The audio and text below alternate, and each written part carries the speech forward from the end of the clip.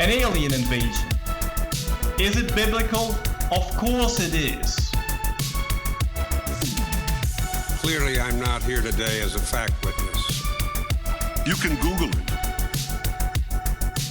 I think you just use the Bible to do whatever the hell you like. Just remember, it's not a lie if you believe it. Welcome to Mystery Bible Theater 3000. My name is Caleb Hegg. With me, my lovely assistant, as always, Rob Vanhoff. Hello. We have an interesting one today. So I've done some research on this video. It's so wackadoo. I was like, this can't be. I mean, this dude isn't Christian, is he? We'll get into that in just a few seconds. Before we do, let me just tell you all this. chegg@torahresource.com. Send us your videos. Anything wackadoo, anything out there. This definitely falls in the realm of Mystery Bible Theater 3000. And thank you to the people who are sending this kind of stuff in. Honestly, wow. I'm shocked. This came in this morning, by the way. We have a whole folder right now full of stuff that's on the edge of like, is this wackadoo enough? I don't know. Should be a regular show? Where is it on the wackadoo scale? Is it past the wackadoo threshold? Exactly.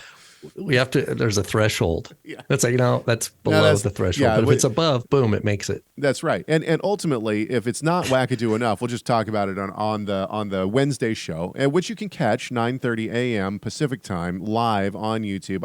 I'm becoming more and more convinced that we're going to be moving from. Now we've talked about moving over to Twitter, and I would still like to do that. However, I have not been able to figure out how to live stream to Twitter yet. So I don't know if we're going to do that, but I might just move over to Rumble. Because what would happen is Rumble would be live, and then it would kick everything over to YouTube. So we'd still be able to, everything would still be on YouTube, but our main platform would be on Rumble. Cool. So I'm still thinking it through. I'm still figuring out how all that would happen, but YouTube is becoming less and less my friend. Anyway, don't forget to subscribe to this channel, no matter where you're at. If you're on Rumble, if you're on YouTube, if you're on Twitter, doesn't matter. Go ahead and subscribe wherever you're watching this at. We do appreciate it. It really does help us. Okay, let's jump into the wackadoo itself. And this from, I'm going to give you some credentials here first. Now, this is from a gentleman named Billy Carson. Now, if anyone knows this name, you already know that we're getting into the wacky and wild. Billy Carson runs something called Forbidden Knowledge TV. Now, their logo looks like a hieroglyphic eye, Egyptian hieroglyphic eye. It sounds like what the devil set up in the garden. Exactly. He's like, Eve, come over and look at what I have on my TV. Yeah. The guy who that's right. The guy that is known for the show Ancient Aliens, the scientist with all the wacky hair that like is always straight up. I'm not familiar with. He's all over this guy's website. Anyway, Forbidden Knowledge is the website that you can find Carson on here. There is.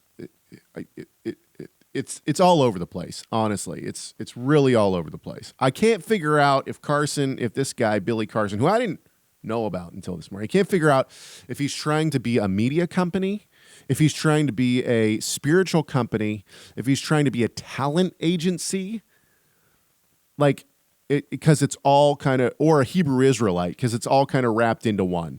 And that's, I mean, literally, it's very confusing. His website reminds me of the Cheesecake Factory.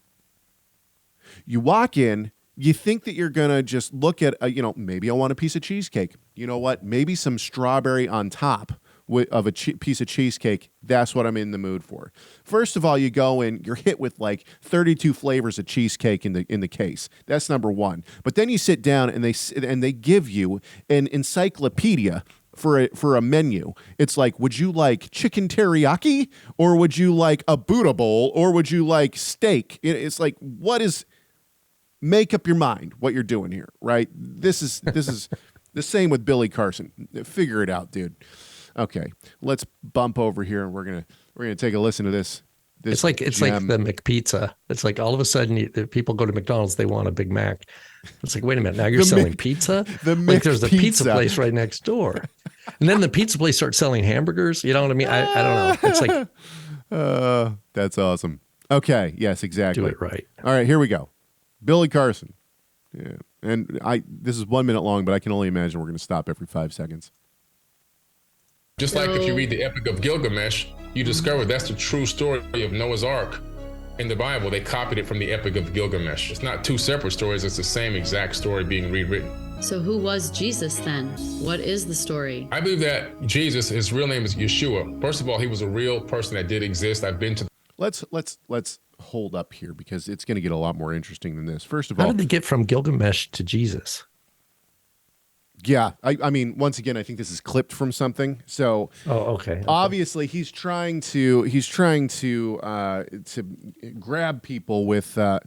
Sorry, I'm looking for something here. He's trying to grab people with this short, but this interview is probably I don't know how long. I'm guessing this is all edited, but let's just talk about the talking points thus far.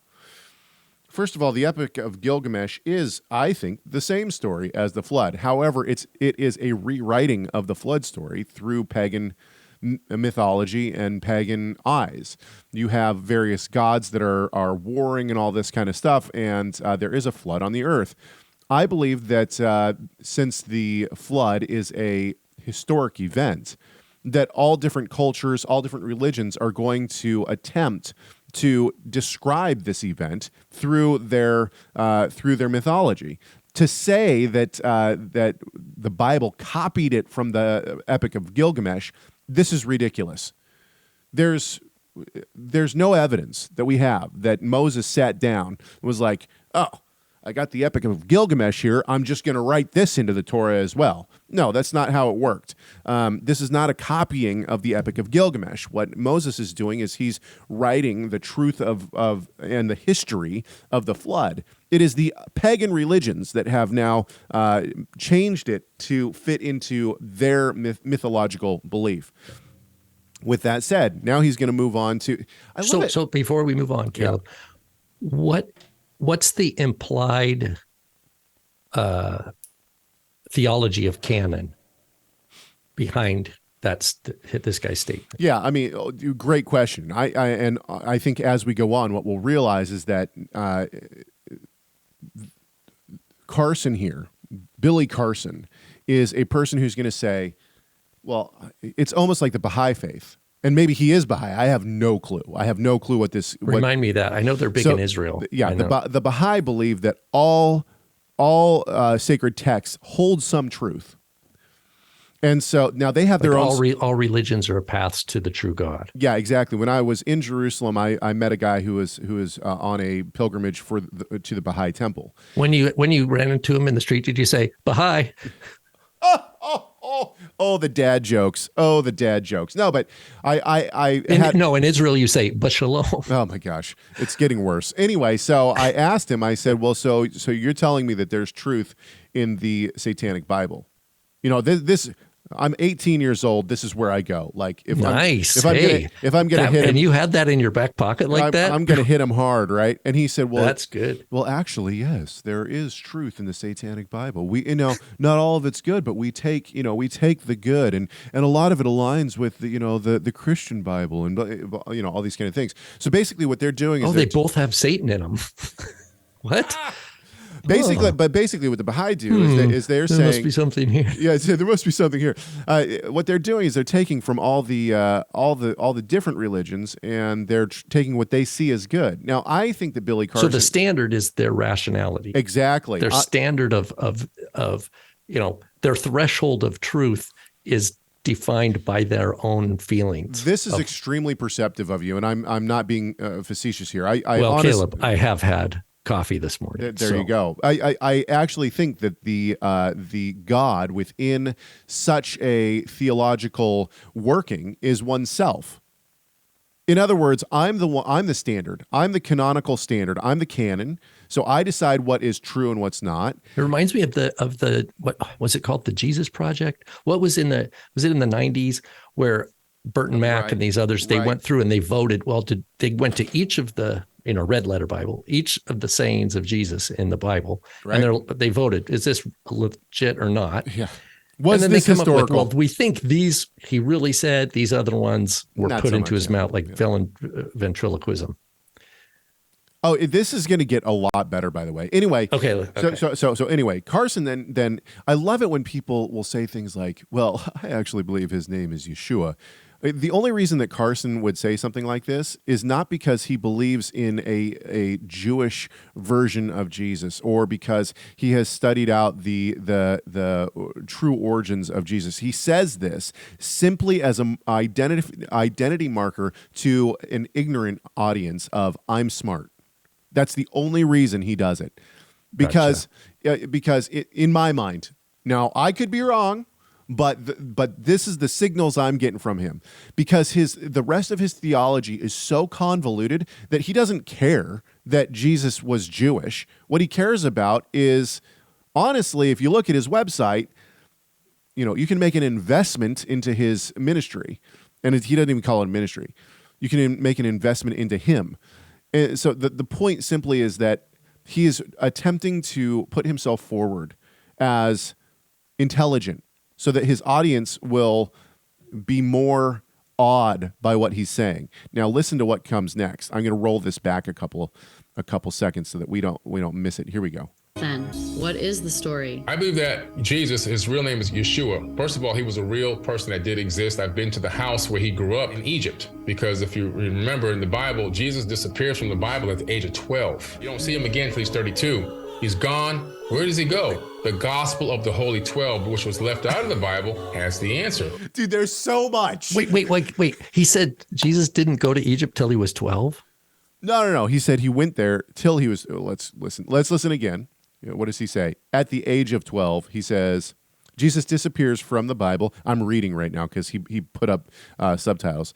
Jesus disappeared from the Bible. At the age of 12, you don't see him again. Hang on just a sec. Because maybe you're right. Hang on, let's listen. Anyway, no, let's listen to it. Let's listen to it again. So he's like, hey, I've got this other book here that is the secret. I remember in the 80s, there was a book I got that was this The Lost Years of Jesus, like where he went to India and studied with the Hindus and stuff like that, and the Buddhists. Oh, he's getting there. Have you ever seen that stuff? Oh, he's getting there. The Carson's getting there. Hang on just a sec. Here's the thing. I remember when I was in Israel, right? I go to the Church of the Holy Sepulchre, and this is... wait, you're at the wrong place. You need to go to Egypt, to the house where he grew up. Yes, of course. There's a sign there. It's probably in like hieroglyphics. Yeah, exactly. But we walk in, right? And all these nuns and these monks are like kissing this stone, right? Oh. And I'm like, what the heck's going on here? And this guy's like, yeah, that's the stone Jesus was laid on in the tomb. Really? I mean, it looks pretty legit for like, does it? Really? Like, I'm gonna need some receipts on this. I remember somebody told me one time they went on a tour, and the tour guide was like, "See these stones right here? These are the stones that Satan tempted Jesus to turn to bread." It's like, did you have to give an extra $20 each to see these stones? Come on, give me receipts. It's like in Joppa or in Joppa, Yaffo. There's at least two places where Peter had his vision. You know what I mean? It's like, this is the original. Everybody's house is the original house, right? Yeah. Okay. Let's keep going. If you don't know what we're talking about by now, obviously, how in the world does Carson know that where Jesus? How does anyone in Egypt know where Jesus stayed? He's been there though, Caleb. I think going there. I'm sure there's a plaque. Being there, visiting somehow, like you have instant knowledge. We should name this one "Show Me Receipts" because this whole thing is full of show me receipts. Let's keep going. First of all, he was a real person that did exist. I've been to the house where he grew up in Egypt, because if you remember in the Bible, Jesus disappears from the Bible at the age of 12. You don't see him again. You were right. You were right. At the age of 12. That's not true. No, he went to Egypt because Herod was going to slaughter the children in Bethlehem. Yeah, until he was like 2 or 3. And then they came back. Couple months, right. At 12, it says in the Gospel of Luke, at 12, he went up to Passover with his parents. And then he stayed behind. They were in the caravan and they realized, where's Yeshua? They went back up. This. Oh, wait. Okay, we're not even there yet. It Okay, gets better. It gets even better. By the way, for anyone who might be new to this, BT Dubs. Yeah, for anybody who might be new to this show that we do here on Fridays, if you haven't figured it out yet, Billy Carson is full of nonsense. This is totally ridiculous. This guy couldn't exegete a text if his life depended on it, and he's biblically ignorant completely. Just of the common text. It's not even like knowing the languages or anything. This guy just doesn't even know his Bible. He's gone. Where does he go? The Gospel of the Holy 12, which was left out of the Bible, has the answer. He goes to Egypt. He was learning the Egyptian mysteries. From there, he went all the way up into Tibet to learn Reiki healing and Qigong. And that's been confirmed by the Dalai Lama. Confirmed by the Dalai Lama, as if the Dalai Lama was there. Oh, the Dalai Lama? Yeah, Jesus and I met back in 2,000 years ago. No, because the Dalai Lama is Tibetan Buddhist, so he's like reincarnation. So he's like, oh, I knew him in a So it's like, so in other words, by this is what happens. I'm so glad you found this clip. This is a wonderful example of, kind of like you were saying with the Baha'i, cutting and pasting what you like about Jesus, and then actually giving greater weight to all these crazy, from Egyptian mysteries, quote unquote, to Tibetan Buddhism, to whatever New Age stuff. And then that becomes the canon. Right. The canon for him is actually these other things that are in the world, and then in the Holy Bible now is put at the very bottom of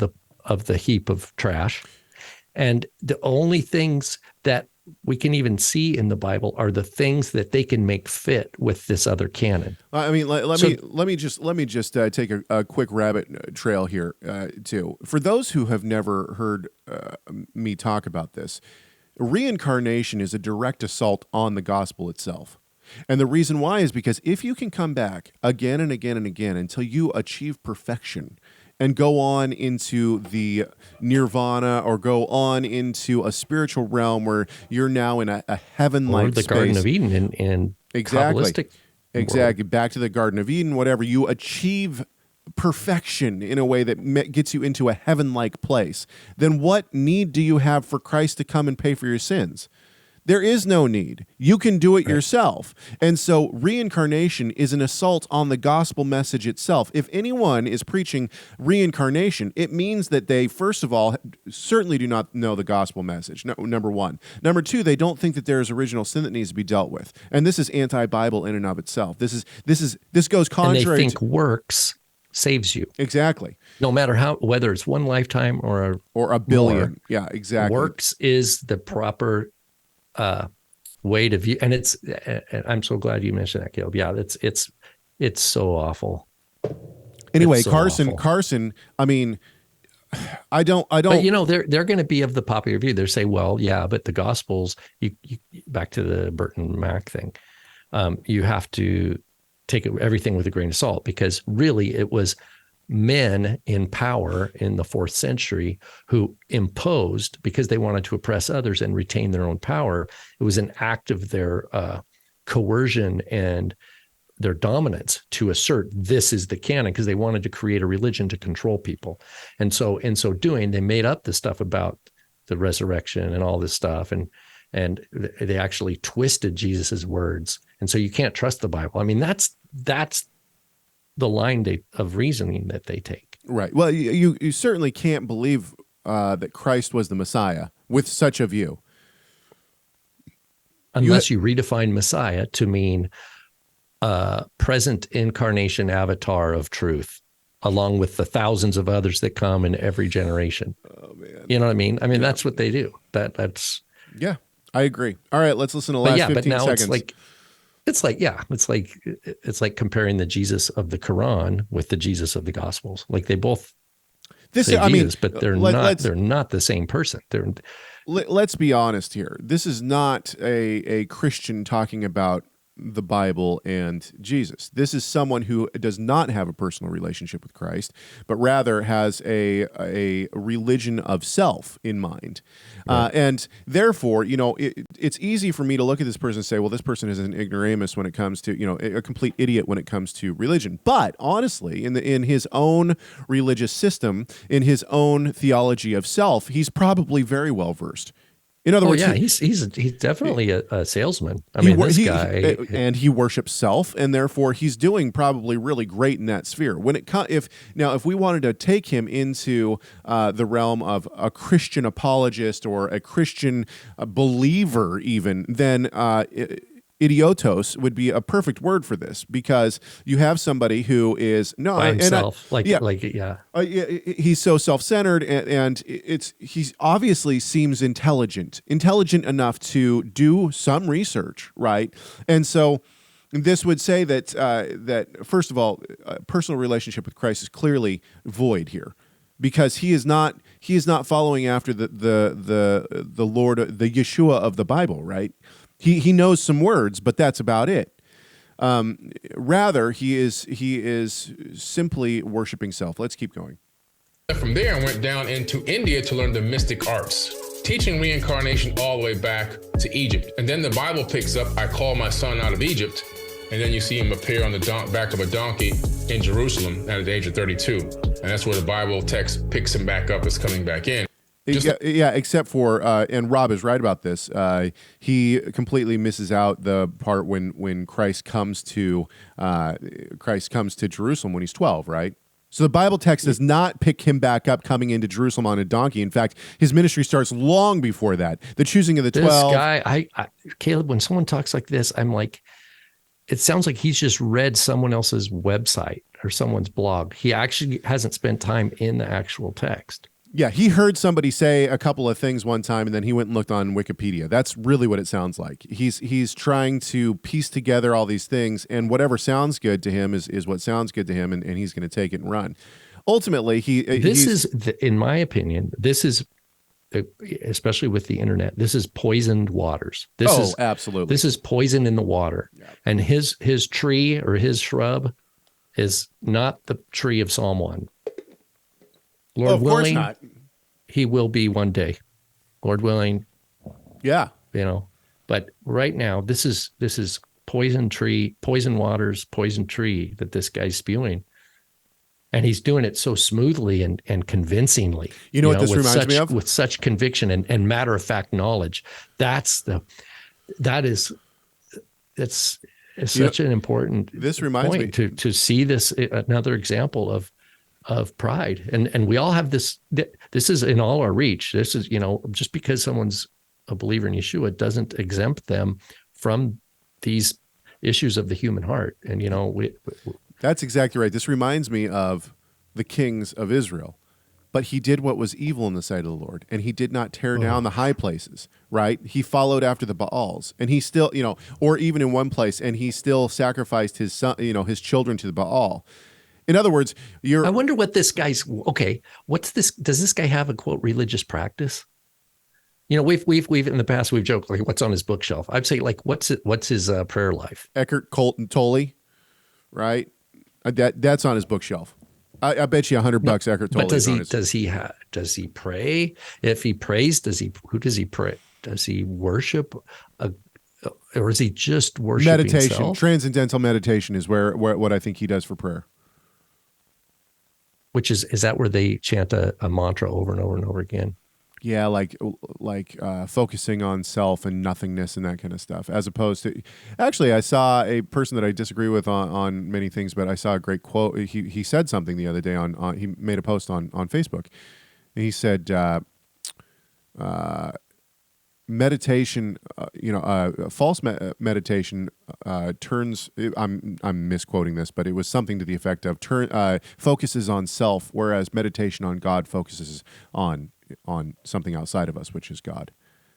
In other words, and meditation in Scripture is always on Scripture. Right. It's on the Word of God. Right. We're not trying to disappear into the void of nothingness, but we're actually looking into seeking Christ's face in the scripture, like by the Spirit, I mean, and to see ourselves, as James says, the man who sees himself in the scriptures, you see what kind of mess you are and why Yeshua is Yeshua and why we desperately need him and why we are so grateful and joyful at being beneficiaries of his amazing grace and strength.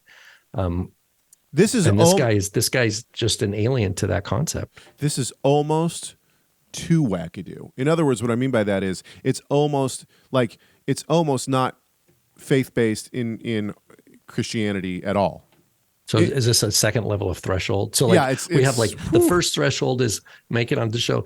But if it's too far, it's like, no, wait. Well, okay. Here's the thing is that like I'm not going to talking about things like Buddha. Like if you had a Buddhist apologist, I'm not going to that makes no who cares? They're outside of the realm of what we're doing. This guy's crossing, straddling the line of. He's a fan. So if we went and interviewed the Dalai Lama, would he affirm the quote Egyptian mysteries? No. Would the Tibetan Buddhists affirm Hinduism? No, because Buddhism broke off from Hinduism. Right. He's offending every from just a worldly perspective. It's. Yeah. So maybe he is. We got to find it. We've got to find a way to rate how wackadoo people are. It's got to be a scale. Wackadoo scale. Yeah. The wackadoo scale. Okay. Anyway, we'll figure that out later. Send your wackadoo videos to chehagetorahresource.com. We will try to get to them. Don't forget to subscribe to this YouTube channel. It does help us. I know that might sound weird, but it does help us. And we will be back next week with another Mystery Bible Theater 3000. By the way, if you don't catch our show on Wednesdays, that's totally fine. You can see our show anytime you want by watching repeats. But we will be live on the air Wednesdays, 9:30 a.m. Pacific time. We're on YouTube currently. If that changes, we'll let everybody know. We hope that this has been beneficial in some way, shape, or form to you. And we will see you next week.